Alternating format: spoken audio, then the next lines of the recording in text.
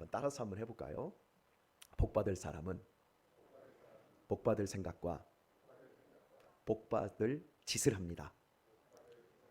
예, 뒤에 것은 제가 혼자 하겠습니다. 꼭 망할 사람은 망할 생각을 하고요, 망할 짓을 해요. 남들이 나를 망하게 하는 게 아니고, 또 남들이 나를 부하게 하고 건강하게 하고 화평케 하는 것이 아니라 다 내 생각이, 내가 하는 짓이 나를 만들고 나의 운명을 결정하게 되어줍니다. 오늘 읽은 본문 3절에서 아주 중요한 이 우리의 삶의 저주와 축복의 원리를 말씀하고 있어요. 요나에게 하나님이 말씀을 주어서 니느웨로 가라 그랬더니 요나가 그러나 이렇게 시작돼요. 그러나 요나가 여호와의 낯을 피하려고 일어나 다시스로 도망하려 하여 하나님의 얼굴을 보기 싫다는 거예요. 어제 아침에도 우리가 함께 다루었지만 얼굴을 보고 싶어야 밥도 먹고 또 밥을 먹어야 얼굴도 보고, 이런 행위가 다 싫은 거야. 사람이 싫으면 그 사람 안 봐요. 교회가 싫으면 성도들의 가장 소극적으로 반항하는 행동이 예배를 빠져요. 목사가 싫으면 목사의 얼굴을 안 쳐다보고 땅바닥을 쳐다보고 예배를 드립니다. 그리고 나갈 때도 목사의 얼굴, 눈을 정면으로 응시하지 않고 엉뚱한 쪽으로 보면서 입을 삐쪽삐쪽합니다. 다 요나 같은 행동이에요. 그러한 짓들이, 그러한 생각과 행동 하나하나가 모여서 그 사람이 인격과 그 사람의 인생의 관계와 그 사람의 운명이 만들어지는데, 여러분은 살아온 날은 거두절미하고 이 교회에서 살아갈 날만큼은 복받을 생각하시고 복받을 행동하시고 복받을 수 있도록 하나님의 얼굴을 더욱 가까이 할 수 있기를 축복합니다. 이 목사를 향해서도 낯을 피하지 마시고 얼굴을 향하여 함께 눈을 맞추고 마음과 마음을 통할 수 있는, 내가 이제 목사님 한 10년 봤는데 참 그 정도면 제가 목사님하고 함께 행복한 인생의 시간들을 살 수 있을 것 같습니다. 내 영혼의 생태계를 목사님이 잘 지도해 줄 것 같습니다. 감사합니다. 제가 여러분을 한 10년 이렇게 경험을 하고 5년 경험할 수도 있고 20년 경험할 수도 있는데, 경험하면 경험할수록 참 이 사람 진국이다, 이 사람 정말 변함없는 사람이구나, 난 이 사람만 보면 에너지가 막 생기고 기쁨이 느껴지고 난 당신 때문에 행복합니다. 난 우리 교회에서 이런 사람들 많아요. 참 이런 분들을 보면 너무 고맙고 행복해집니다. 우리 남은 시간만큼은 누가 뭐라고 해도 내 마음의 어두운 그림자에 의해서 넘어지지 말고, 내 속에서 잘못된 생각들이, 내 속에서 죽을 생각이 스물스물 기어 들어오면 그것을 빨리 알아차리고 하나님의 말씀에 순종하고 복받을 수 있는 생각으로 바꿔내는 이 지혜로운 훈련들이 저와 여러분에게 필요합니다. 그래서 오늘 우리가 이 새벽에 하나님의 말씀을 듣고 있고 저는 여러분에게 설교하고 있는 겁니다. 오늘도 은혜 되시기를 바랍니다. 자, 그런데 여호와의 낯을 피하면 그게 죽을 짓이고 그게 망할 짓이에요. 그런데 도망을 치는 거예요. 하나님이 쫓아오는데도 도망을 치는 거예요. 하나님은 이빨이 옥리예요. 악어 이빨이 옥리라고 합니다. 옥리라고 하는 건 이빨이 가지런하게 이렇게 나 있는 게 아니라 삐쭉삐쭉 안으로 바깥쪽으로 이게 나 있어요. 실제로 악어 이빨을 쫙 벌리면 우리 동물의, 이게 우리 사람들의 입처럼, 이빨처럼 이렇게 가지런히 이렇게 모아진 게 아니라 이렇게 나고 이렇게 나가지고, 악어는 한번 물면 절대 놓지를 않는답니다. 악어를 쉽게 다루는 방법은 입을 벌리기까지 못 벌리게 이 입을 갖다가 이렇게 벌리는 힘은 약하대요. 그런데 한번 딱 찍어 누른 힘은 몇 톤이라는 거예요. 한번 찍으면 사람이 장정 10사람이 붙어도 그 입을 열 수가 없는 거예요. 이게 악어래요. 그래서 악어를 이동하는 이걸 보면 여기다가 테이프로 이렇게 4번 감았는데도 커다란 악어가 그 입을 못 벌리는 걸 여러분 봐요. 하나님께서 일단 한번 우리를 선택하시고, 너는 내 것이야, 넌 내가 책임질 거야, 너 도망치지 마, 너 내가 쓸 거야, 요나 내가 너 쓸 거야 하고 하나님이 탁 하고 물면 도망칠 길이 없어요. 여러분 웬만하면 도망치지 마세요. 사명의 자리, 여러분에게 주어져 있는 삶의 자리, 거기에서 아름다운 열매, 성령의 열매 가득 맺어서 추수할 때까지 도망치지 마시고 맡겨진 그 일에 충성 다할 수 있길 바랍니다. 하나님은 옥리예요. 요나를 물었어요. 근데 요나가 이 도망을 칠 수 있다고 생각하고 도망을 치는데 도망하려 하여 욥바로 내려갔더니, 마침 이 단어가 1절에서 3절까지에 있는 부분을 전체를 말하고 있는 것 같아요. 마침 다시스로 가는 배를 만난지라 여호와의 낯을 피하여 함께 다시스로 가려고 선가를 주고 배에 올랐더라. 여러분, 도망치려고, 하나님을 향하여 도망치려고 욥바로 내려갔더니 하나님이 도망 못 치게 막으셔야 되는데 마침 다시스로 가는 배가 있어요.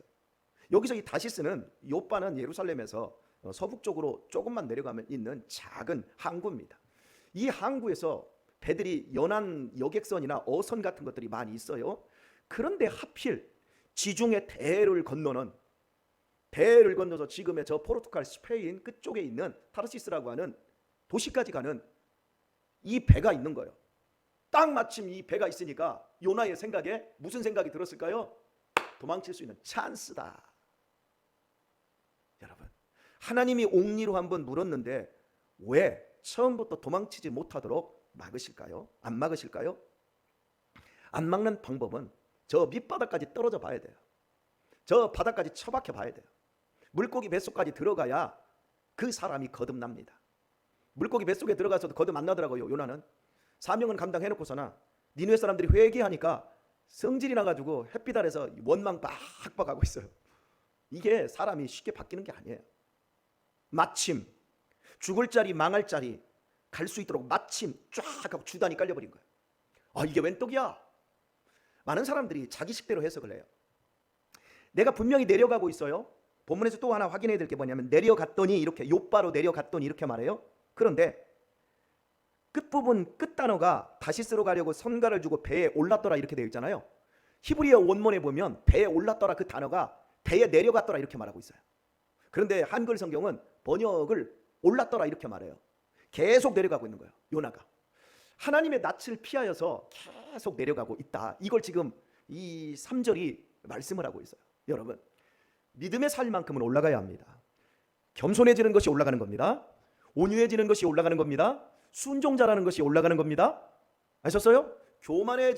교만해지고 명예심을 탐하고 인기를 추구하고 자부심을 가지려고 하고 나 좀 높여주세요 라고 하는 건 그 올라가는 게 아니라 실은 겉모습만 올라가는 것이지 실은 내려가는 거예요. 하지만 온유하고 참아주고 견뎌주고 다시 한번 인내하고 또 한번 꿀꺽하고 넘기고 이런 그 삶이야말로 사실은 올라가는 거예요. 작은 참새는 성경에도 뭐 또 참새는 자꾸 땅바닥에 떨어진다는 얘기만 해요. 참새 한 마리가 하나씩 이루네 땅에 떨어지는 이렇게 얘기하잖아요. 그런데 큰 새 독수리는 있지요. 올라가 이러잖아요.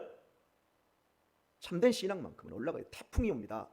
어마어마한 바람이 옵니다. 그런데 그 바람에 독수리는 날개를 펼치고 그 바람을 타고 태풍보다 더 높이 올라가 버립니다. 그런데 참새나 작은 새들은, 박새, 참새 이런 것들은 다 굴 속으로 다 기어 들어가 버려요. 우리의 인생 속에서 내가 상상하지 못했던 하나님의 어마어마한 말씀에 부담감이 왔을 때 참새처럼 내려갈 것인가, 끝없이 추락할 것인가, 아니면 그 말씀의 바람을 타고 올라갈 것인가, 독수리가 될 것인가, 이런 부분들을 무엇이 결정합니까?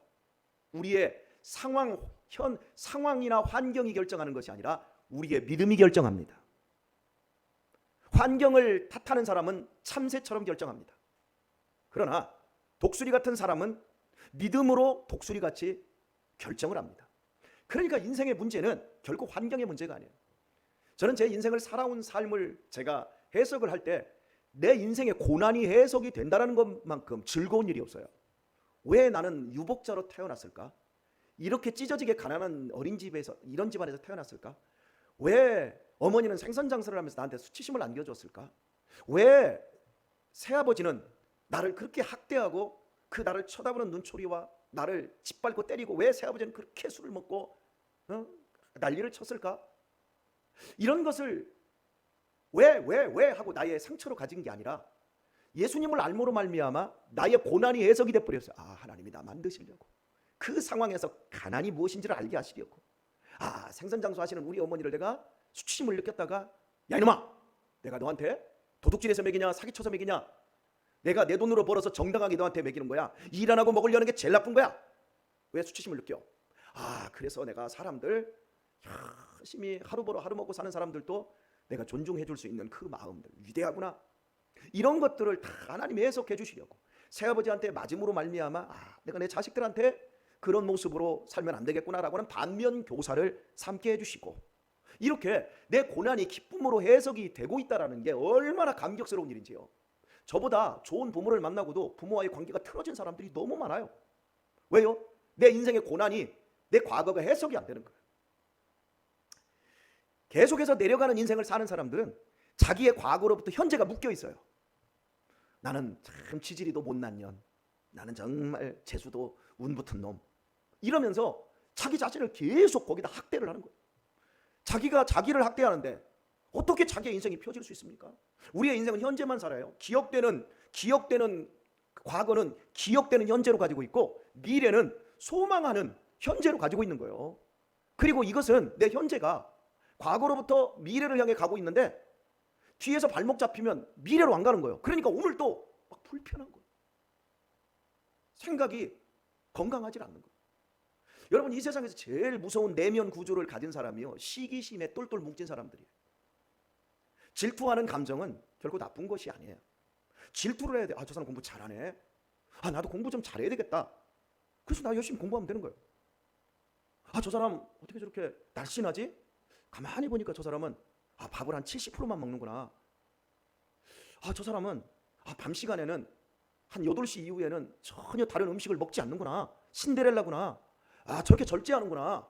그러니까 저렇게 몸매가 저렇게 날씬하고 나이가 50이 넘었는데도 저렇게 좋구나. 그렇다면 나도 그걸 해야 돼. 이게 질투예요. 여러분, 질투하시길 바랍니다.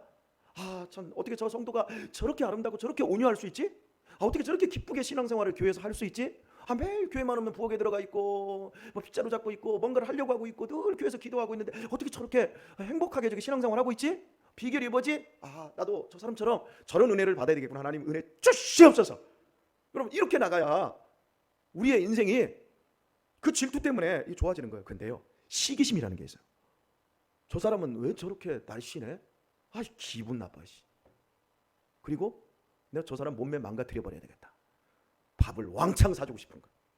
왕창 사주고. 한 번 권하고 두 번 권하고. 이렇게? 또 이런 사람 있어요. 내가 길 가다가 제가 굉장히 웃고 다녀요. 웃으면서 안녕하세요. 아이고 반갑습니다. 청소하는 아줌마한테도 굉장히 제가 친절하게 대하거든요. 동네에서 다 이렇게 친절하게 대하는데, 내가 이렇게 친절하게 그 사람한테 대했더니 시기심을 가진 사람 중에 아주 극단적인 사람이 있어요. 네가 나는 슬픈데 네가 나를 보고 웃어? 네가 가지고 있는 거 내가 다 짓밟아 줄게. 나도 죽어도 상관없어. 너랑 나랑 함께 죽자.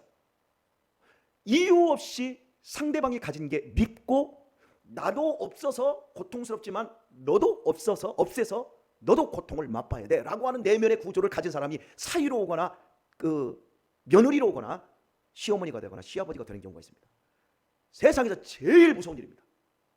심리 상담자들이, 정신병 의사들이 진단을 하다가 그런 사람들을 만나는 것이 세상에서 가장 불행하다는 거예요. 생각의 구조가 틀이 그런 사람이 있어요. 네가 감히 나한테 웃어? 이유가 없는 거예요. 그냥 나는 친절을 베풀기 위해서 친절히 행해줬는데 그 사람은 그 친절을 내가 지금 기분이 나쁘고 속이 상하니까 그걸 질투해서 나도 저 사람처럼 웃으면서 살아야지, 그렇게 흉내를 내려고 하는 게 아니라 네 걸 죽여버리고 싶은 거야. 이런 사람들이 여러분 우리 주변에 엄청나게 많고 많아지고 있다는 거예요. 왜? 혼자만의 세계에 갇혀서 사람 공동체를 경험하지 못하고 지지와 격려를 경험하지 못한 사람들이 우리 주변에 1인 가족, 이걸로 인해서 더 많아지고 있는 거예요. 무서운 세상이 되어가고 있어요. 스스로 혼자 생각을 하는 거야. 이 본문 요나서의 그 기록의 관점 속에서 오늘 3절을 들여다보면 도망을 치는데 마침 이건 나를 위한 거야. 신나게 너 도망가는 거지. 내려가기 요바로 내려갔는데 예루살렘은 해발고지 거의 이제 한 1300인가요? 이렇게 되는데 해발고지에서 자꾸 이제 해변으로 내려간 거예요. 내려갔는데 배를 탔는데 거기서도 내려가는 거예요. 계속 내려가는 거예요. 따라서 하겠습니다. 추락하는 것은 날개가 있다 없다? 없으면 추락할 일이 없지. 뜨질 않으니까. 많은 사람들이 착각하는 거예요. 이문열 씨의 소설 추락하는 것은 날개가 있다예요. 없다가 아니에요. 날개가 있는 것만 추락하는 거예요. 이 요나는 제가 말씀드렸잖아요. 요나는 여호사밧 왕 때 영토를 저 북단 백두산에서부터 저 남쪽 마라도 끝까지 넓힐 수 있도록 한 하맛과 아라밧까지 넓히게 해주었던 하나님의 말씀으로 통치했던 이스라엘의 국부로 떠받들었던 사람이라고요. 이렇게 높은 자리에서 내려가는데 세상 끝 밑바닥 저 물고기 뱃속까지 내려가는 거예요. 그리고 하나님이 그를 옥리 같은 이빨, 악어 같은 이빨로 물으셨어요. 그리고 요나 끝까지 가가지고 요나로 하여금 그 낮은 자리에서 진짜 하나님의 사람으로 순종이 뭔지를 알게 해주는 지단한 하나님의 구속사의 역사를 우리들에게 보여주면서 너희들도 똑같이 요나인데 내가 너희들이 얼마나 말씀을 합리화시키면서 너희들 편에서 해석하고 너희들 편에서 적용하면서 너희들이 얼마나 니누에가 아닌 다시스까지 도망치려고 했던 존재인지 아니? 내가 너희를 여기까지 인도할 거야. 그것을 요나서가 보여주고 있다고 할 수 있겠습니다. 오늘의 말씀을 맺도록 하겠습니다. 우리 딸에게 저는 이렇게 권면합니다. 너 연애 잘해야 된다. 만약에 연애하려면 아버지한테, 엄마한테 그 사람에 대해서 먼저 상의를 해라. 이유는 나 너 연애 잘못해서 나 혹시 맞아 죽거나 찔러 죽기 싫다. 무슨 얘기인지 아시죠? 요즘 남자 하나 키워낸 집들이 많다 보니까 애들이 스토커가 그렇게 많아요. 인간관계가 안 되는 거예요. 연애하다가 헤어지자고 하니까 쫓아가서 죽여버리고, 처갓집 될 사람 여자 집으로 그 여자가 집으로 들어왔는데 집까지 따라 들어와서 일가족을 다 죽이는 사건들이 지금 계속해서 벌어지고 있어요. 스토커 범죄. 그래서 너 아무나 사귀면 안 돼. 나 죽기 싫어. 제가 지금 목사로서 너무 극단적인 표현을 쓰고 있는 것 같지만 현실이 될 수 있어요. 왜요? 사람은 언제나 넘어질 수 있고요. 그리스도인은 마귀가 끝없이 어떠한 방법으로든지 우리를 삼키고 넘어뜨리고자 내려가게 하려고, 곤두박질 치게 하려고 항상 우는 사자와 같이 두루다니며 찾고 있어요. 이 세상에 무서운 스토커가 있지만 저는 최고의 스토커는 우리 하나님이신 줄 믿습니다. 하나님이 나를 물어버리셨어요. 저와 여러분을 물었어요. 하나님이 놓칠 것 같아요? 여러분 마음대로 생각하고 마음대로 행동해 보세요. 그러면 하나님이 어떻게 하시는지. 물고기 뱃속에 바다에 던져지고 풍랑도 만나게 될 것입니다. 그러나 하나님은 여러분을 결코 버리지 않으실 겁니다. 그러니 애초부터 나 죽었습니다 주여, 어떤 말씀을 하시든지 순종 잘하시고 충성 잘하셔서 하는 일마다 복받을 생각, 하는 일마다 복받을 일들 이루셔서 실제로 복의 근원이 되시고 복을 이루는 믿음의 멋쟁이들 다 되시기를 예수님의 이름으로 축원합니다.